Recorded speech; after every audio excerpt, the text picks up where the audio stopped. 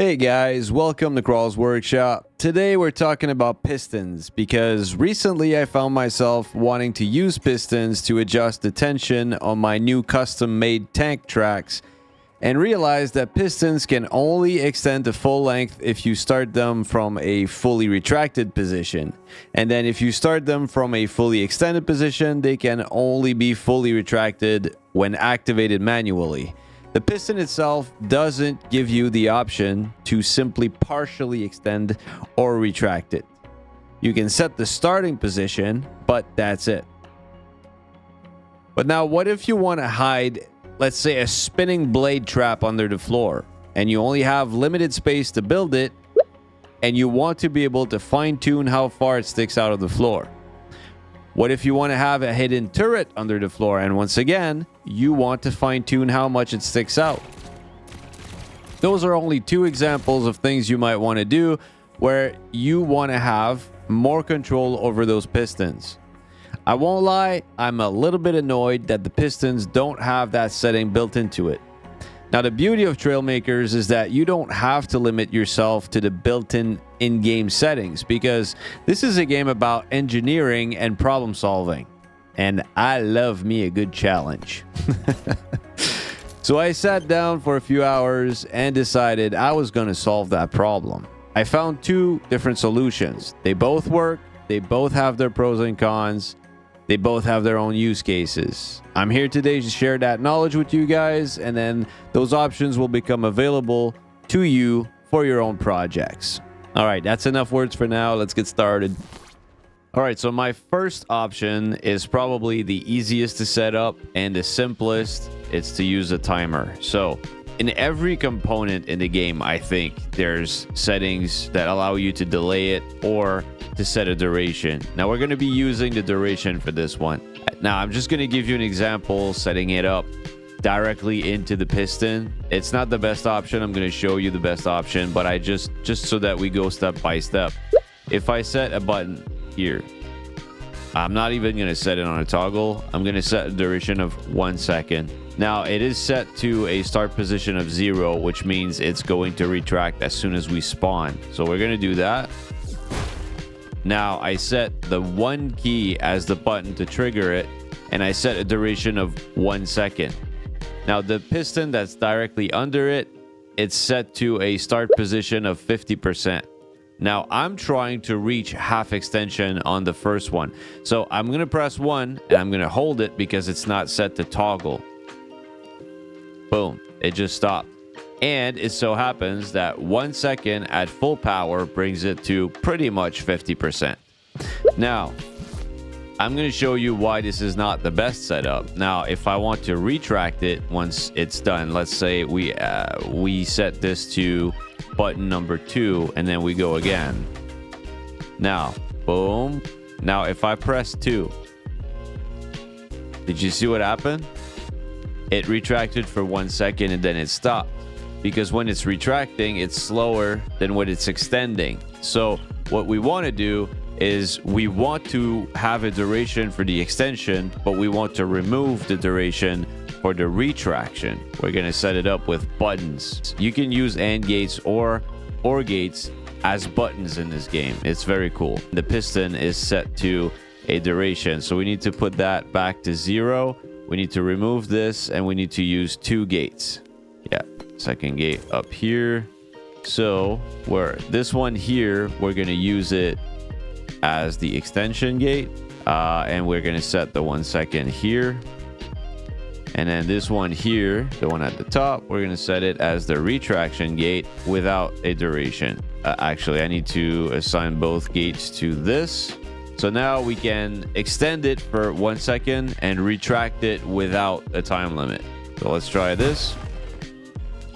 1, fully extended to 50%, and then now I'm going to press 2, and now I can retract the whole thing without any limit. Now this is a matter of like personal preference. There's 2 different options to do this. You can set it on a toggle. Now there's a drawback to setting it on a toggle, and I'll show you why. So this is the retraction right here. If we set it to a toggle, I'll show you what happens. The The good side of this is I'm not going to need to hold it. So holding it to extend, not a big deal. You hold it for 1 second. It's where you want it. You can release and it's going to stay there forever. To retract though, you'd have to hold it for like 3 or 4 seconds for a full retraction. So that's why it's nicer to set it on a toggle like this.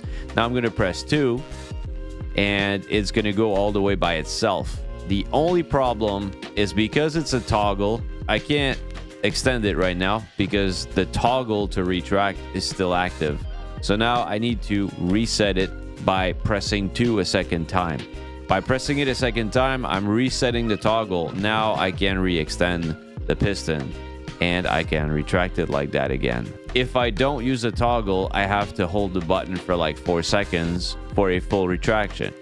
If I use a toggle, I have to press it a second time to reset it.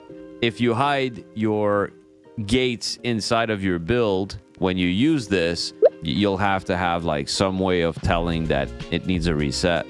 But yeah, that's about it. To be honest, guys, I've tried my very best just tonight alone, at least 4 hours that I've been working on this, trying to figure out a way to auto reset the toggle. It just won't work. For those of you who are interested in seeing why it's not working, you can stay.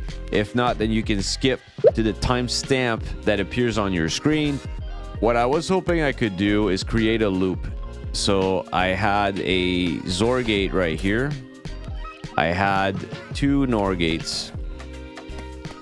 This is one of the versions. I'm going to show you why I know it should work, but for some reason it doesn't work. So I have a XOR gate, 2 NOR gates, and then let's use an OR gate right here. This is going to be a timer. So this one, it activates the piston and it's going to activate this.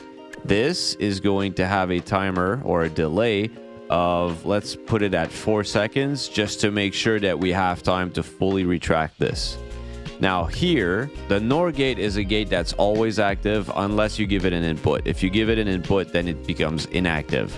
So the moment we spawn, these 2 gates here are active. I'm going to connect them both to the XOR gate. The XOR gate is a gate that is active if it receives only 1 input, but the moment it receives more than 1 input, it becomes inactive. So basically, I want it to be inactive at first, and I want it to become active just for a short time after that timer is done. So because these 2 are sending both their signals to this is inactive at first. So I'm gonna, because it's inactive, it should be safe to send it back here. Now this one has a timer of 4 seconds or a delay of 4 seconds. After that delay, I want it to activate one of these NOR gates.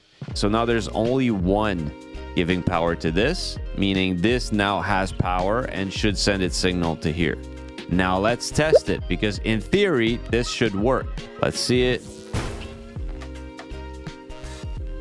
So we extended it. Now I'm going to press 2. I gotta press 2. Nothing's going on. So what I have concluded after spending a good 6 hours on trying to figure out a circuit that would auto reset the toggle is that the moment something is connected to this toggle doesn't work anymore. Now I'm confused. Oh, okay, I set it out wrong, but this one connects to this connects to this, and then this connects to this. Now the circuit is set up the way that I intended, but it's not going to change anything. So let's press 1, extend. Now let's press 2. You see, it's like activated, but it's not doing the thing it's supposed to do. Why? It doesn't make any sense to me. The XOR gate is not supposed to be sending a signal yet, but it's like just because the circuit connects this way, it's preventing it from working, which is why we have to manually reset the toggle. This is the best solution I've found. I don't like it fully because I wish I could have found a way to auto reset the toggle. I can't, and I showed you guys why. So now let's move on to the other option. All right, the second option uses a sensor to detect when you want it to stop I'm going to show you how it works, and then I'll show you how to set it up. I press the 1 key. This extends the pistons. It stops it in front of the sensor. Now, the only way that I can retract it is by moving the sensor out of the way, which is why the sensor is now mounted on a hinge. So now if I press 2, moves the sensor away, retracts the pistons. And now, from now on, all I have to do is press 2 again, and I reset to here. So this works beautifully. It requires a little bit of logic know-how. So now let me reset everything and we'll set it up again. So we'll reset from this point here. Right now, all we have are these pistons. Let's say I press 1 to activate it on a toggle, auto reset. I can extend it fully and retract it fully. So now what we want is to stop it exactly where the sensor was earlier. Now you can move that sensor any location you want. That's the beauty of it, is the sensor is basically your control over the piston. Let's go ahead and get ourselves a distance sensor that we're going to set up right here. And it's important that the sensor and the block that activates it are in the same position. The block and the sensor need to be in the exact same position. We just want to make sure right now that it actually detects it. Yeah, it detects it. Perfect. Now we're gonna double select that, and we're gonna remove the command here because we're not gonna be extending it from the pistons themselves. We're gonna use logic gates. We're also gonna remove the auto reset because this is actually gonna mess up the circuit later on. So now we need some logic gates. We're going to need one AND gate right here. We're going to do it one step at a time to make sure that you guys can follow along. So we're going to need one AND gate and one XOR gate. Now the way XOR gate works is it only activates if it's receiving one signal. So let's say that signal comes from the AND gate, then the XOR gate is going to be happy, it's going to activate. But the moment that this XOR gate is receiving two different signals, then it's going to output 0. Here, we're going to activate the pistons by telling the XOR gate to activate the pistons. So the AND gate here is going to activate the XOR gate with the 1 key on a toggle. Now the XOR gate is going to activate the pistons. I don't need to give it the 1 key or anything like that because this is telling the XOR gate to activate these pistons. So I don't need to touch any of the settings in the XOR gate itself. Now that second signal is going to come from this sensor right here. So let's see. Let's set this to 5 just to make sure it has enough distance. Obviously, I think just 2 would be fine. Even 1 I think was fine. I'll set it to 5 just to be safe. So now it activates as soon as there's a block big enough to block it within 5 meters of it. When it activates, I want it to activate that XOR gate.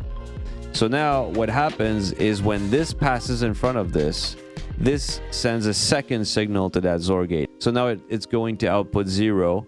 It stops doing what it was doing. What was it doing? It was pushing the pistons. Let's test it. So now I'm going to press 1.